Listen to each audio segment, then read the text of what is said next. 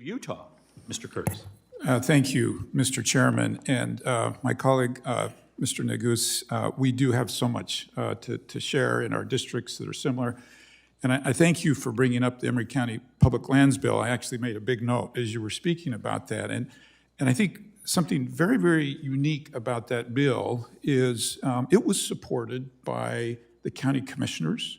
It was supported by the governor. It was supported by myself, the full delegation from Utah.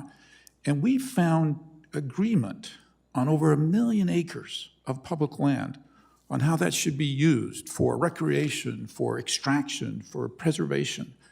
And we did it by consensus. And we did it by working with the local people and with their support. And in contrast, I think too many of our discussions here are this top-down Washington approach of mandating what will be done in somebody else's district.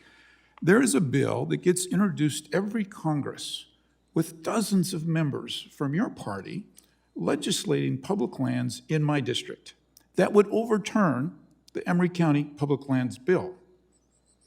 You can imagine how that makes my constituents feel who worked so hard to find consensus on this.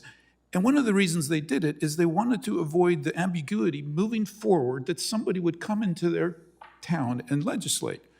And Mr. Perry, how many Utahns have you ever come across that felt like it was a good idea to destroy the land and leave it worse than they found it?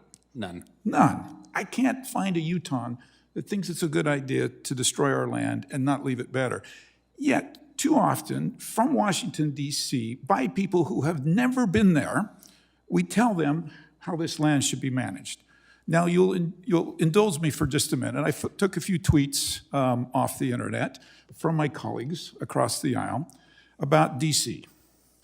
And the recent bill dealing with the United States Congress messing in their ability to legislate crime. This isn't it. D.C. has a right to govern itself like any state or municipality.